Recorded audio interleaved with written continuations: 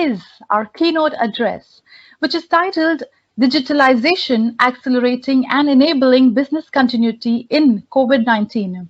And to present the opening keynote, it is my pleasure to invite Ms. Suchismita Sanyal, General Manager, Computational Science, Shelltech.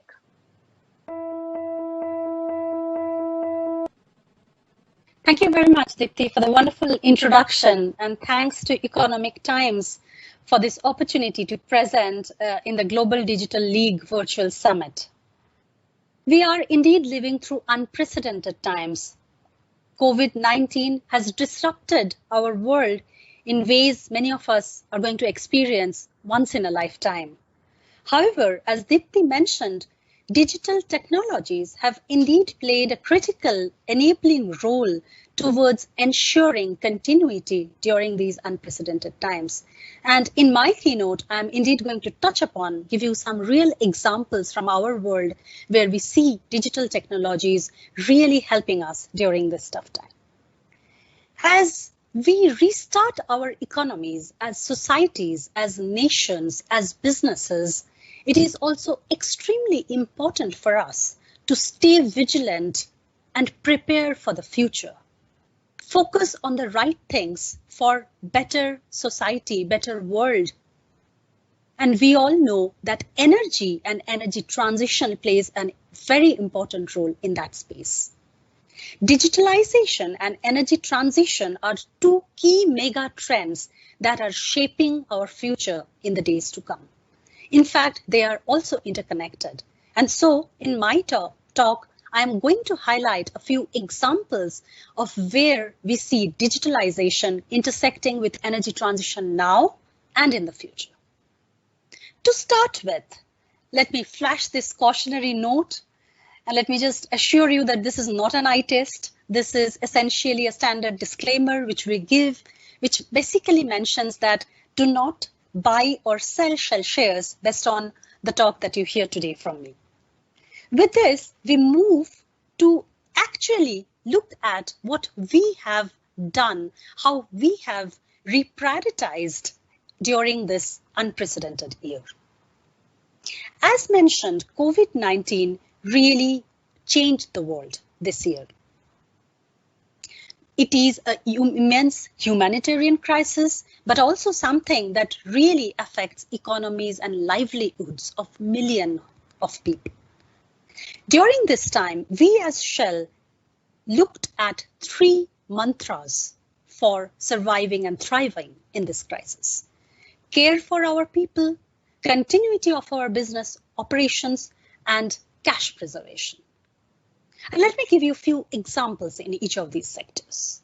When we talk about care for people, we not only continued our retail services in our usual lines of offering fuel, gases that actually help mobility, help emergency transport, help lighting and heating up of homes, but also repurposed our retail stations to also lend grocery essentials, food essentials at a time where many nations were going through lockdowns and were in scarcity of these food essentials, thereby ensuring that we take care of our society, of our communities at large. And of course, as we mentioned, the digital adoption has really accelerated during this time and has come as a boon, as a savior to ensure business continuity, to ensure that we preserve cash during these unprecedented times. And let me then give you a few examples on the latter two. Digital acceleration during COVID. This is not unique to Shell. In a recent survey that was led by Deloitte, 77% of CEOs agreed that their digital adoption of technologies have been accelerated during this period and have really helped them sustain their businesses. We are no exception, and therefore, while you and me sit in the comfort of our homes, even while during this virtual summit and during the larger part of this year, we ensure that our assets floating in the Norwegian Sea or all across the world are run safely, smoothly, while our people are taken care of.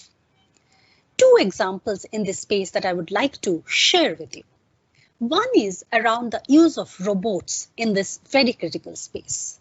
We are talking about an asset, Ormenlange gas field, which is in the Norwegian Sea, about 120 kilometers away from land, wherein the common practice thus far was to send a crew of technical experts using fishing boats to actually go and collect sensor data, which has this year and previously being transformed by using remote vessels, by sending robots, which would then interact with the acoustic sensors from the seabed, collect all the data, feed them back to the dashboard so that our analysts, technologists, and researchers sitting all in their comfort of their homes are able to analyze the data in the dashboard, take real-time decisions about the health of these fields remotely, and then intervene as appropriate.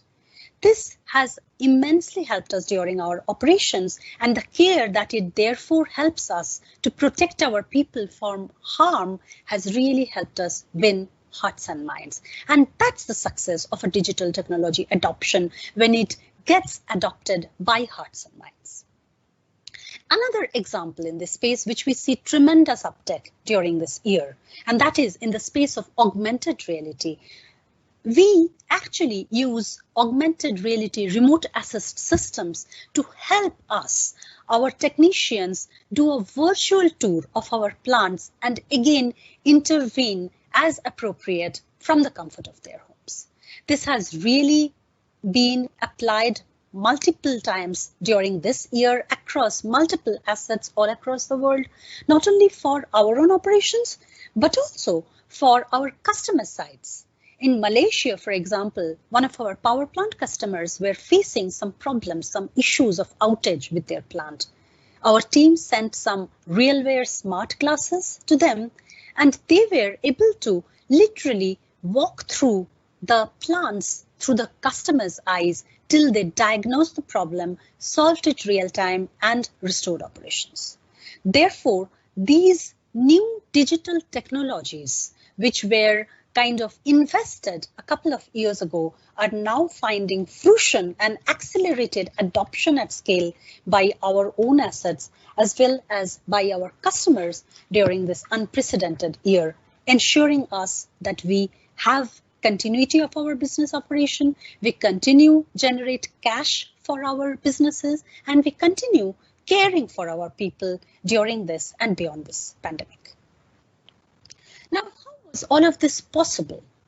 The entire adoption of digital technology, we all know it's a journey. It's a transformational journey, in fact, for many of us. And while digital transformation was taking place in Shell for quite some years, it's actually over the past couple of years that this has really gained momentum and really started getting adopted at scale. And at the heart of it were a team of core researchers in Digital Center of Excellence, where we brought in Shell's traditional expertise of process understanding, of chemistry and physics and computations, mathematicians, statisticians that we were all having expertise in, and combined that with cutting-edge expertise in new digital technologies such as AI, robotics, drones, emerging technologies, to essentially create this core capability within these 350 technologists and researchers in Digital Center of Excellence.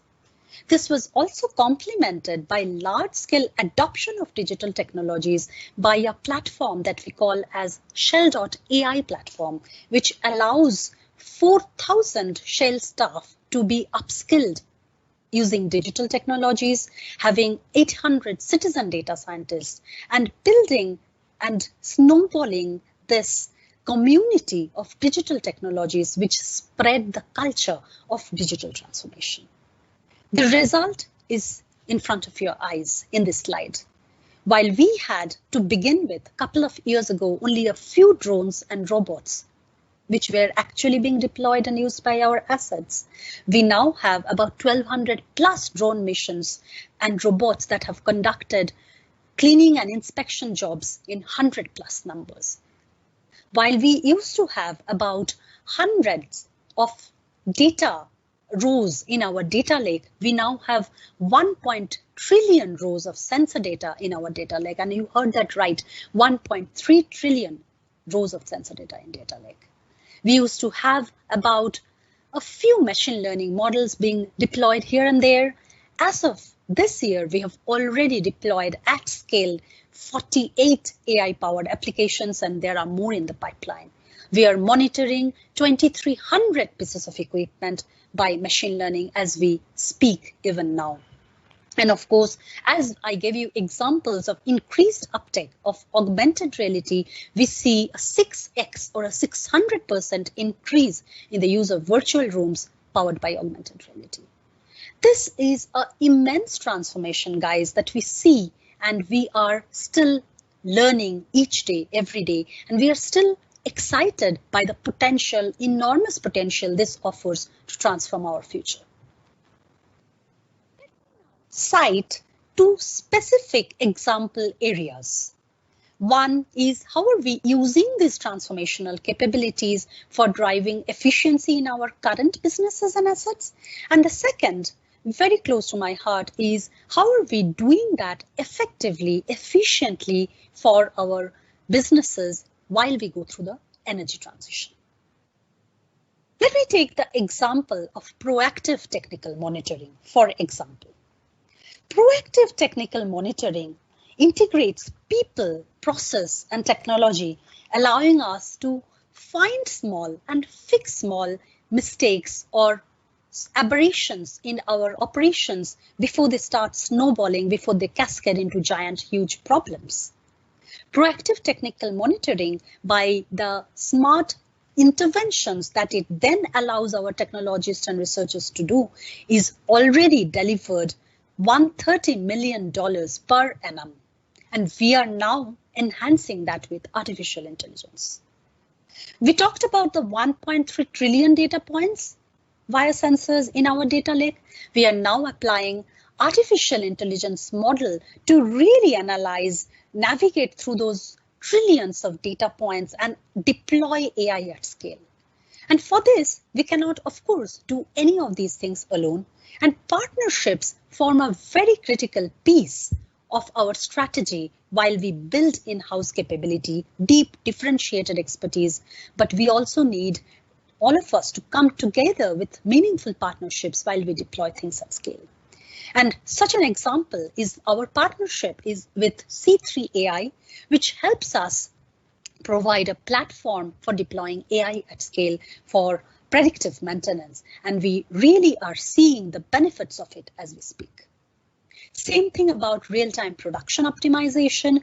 We are using our deep capabilities and expertise in advanced data analytics technologies for real-time optimization, and we are deploying it in our LNG assets, which have resulted in a 2% production increase. Again, a completely non-trivial contribution when you look at the scale of its deployment.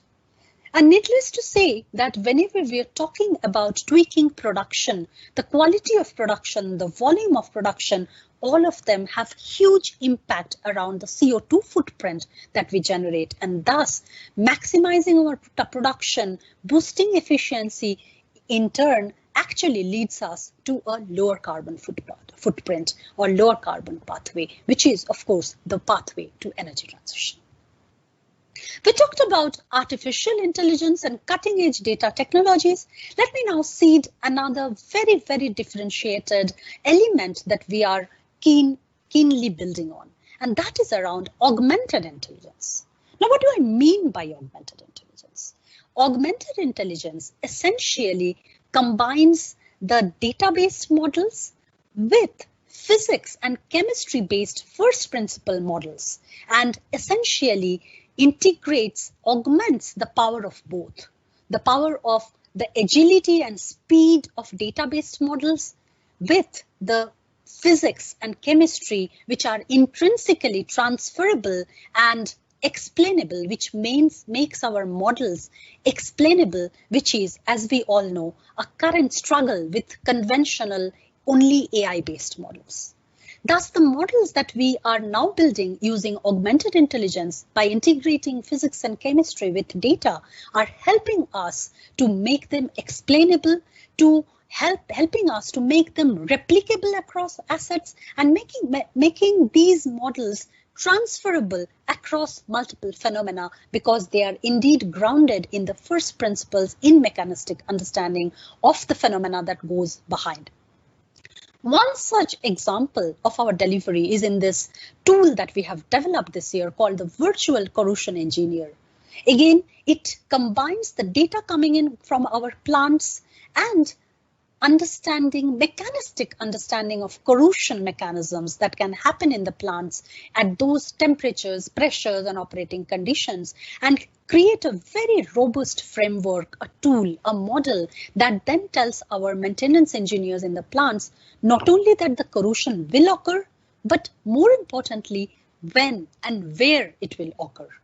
And thus, deployment of this tool has helped us schedule maintenance better, has helped us monitor the health of our equipment better, and is now helping us in transferring these tools to other equipments and assets, because it is now grounded in first principles understanding of the corrosion mechanisms that go inside those machines. A very, very important piece and a differentiated ability that we are inculcating, which would help us in our journey of our current assets as well as future assets in the energy transition. Coming to the energy transition and our future assets, let me leave you with a couple of examples in this space of how are we building artificial intelligence and augmented intelligence models in this space of new energies or in the space of energy transition. Let me start with electric vehicle charging. Shell is world's one of the largest providers of electric transport solution. We are bringing charging data together to allow us to understand how people charge their vehicles, and essentially helping us develop an AI solution which actually cater to customers' needs, while also making it very business friendly, making it very pocket friendly for them, and of course, overall helping us integrate with the grid. We are actually doing all of this with green lots who help us deploy these AI solutions at scale. The second example in the space of energy transition is hydrogen, which is also one more lever in the space of more and cleaner energies. And in hydrogen, we are actually covering the entire value chain, starting from its production to storage and transportation, and finally dispense. In this, augmented intelligence-based models wherein we actually combine first principles, physics, chemistry, thermodynamics understanding with data is again coming in handy. Let me start with the production of hydrogen. In our Amsterdam center, we have an electrolyzer plant, pilot plant, which actually splits water to provide clean hydrogen.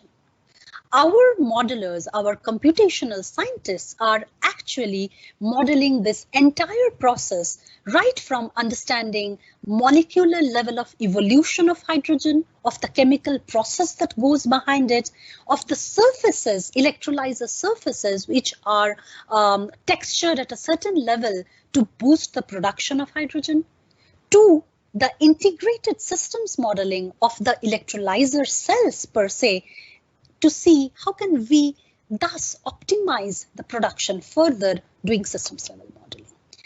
Again, integration of all of these physics, underlying chemistry, physics, processes that go behind this, along with data, are helping us build those robust models and boosting production. And finally, we touched upon a very important piece around partnerships in my earlier slide. Let me also give you another example of partnership that we are doing in the space of sectoral decarbonization. In this space, we are partnering with manufacturing industries, hard to abate sectors such as cement and steel.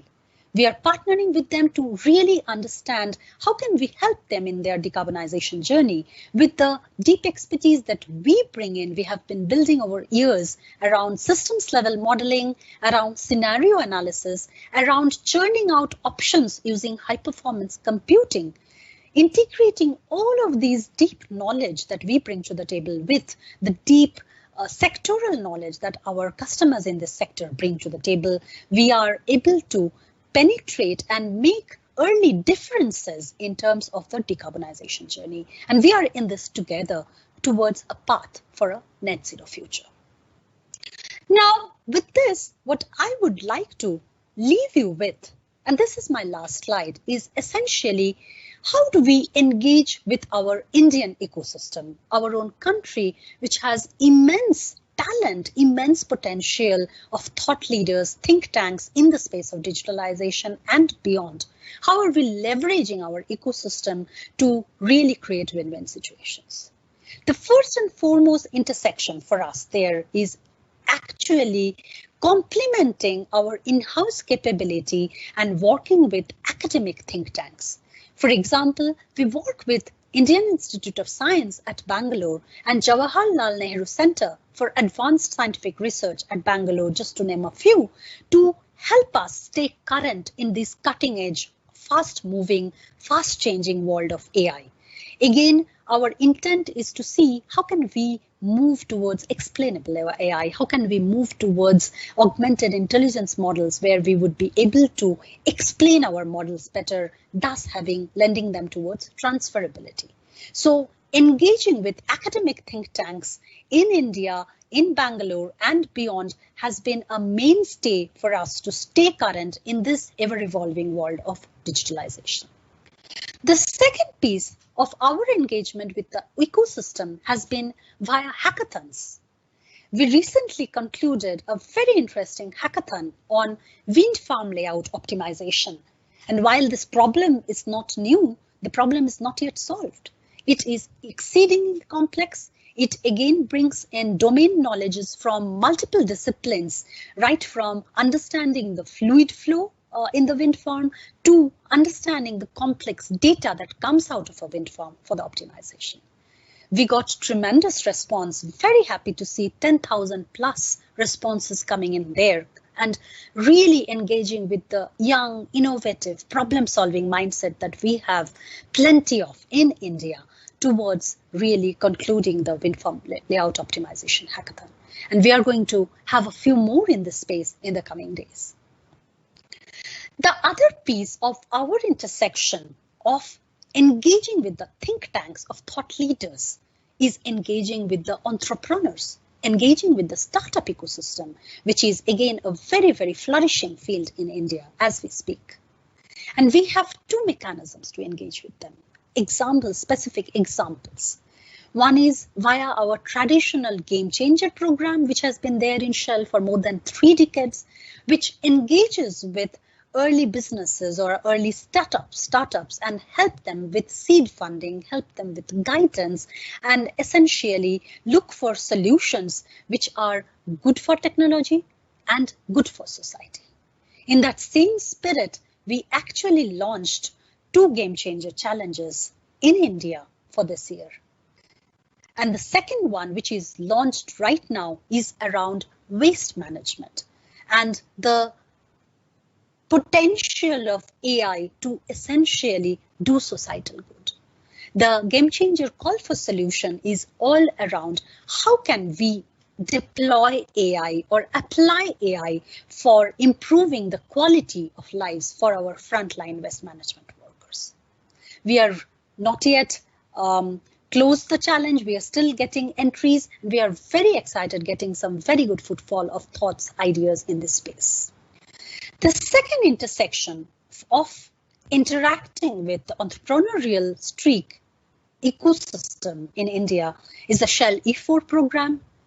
It was actually launched in India about 3 years ago to essentially tap into the local entrepreneurial talent for energy transition problems. And over these 3 years, we have brought in many cohorts into the system.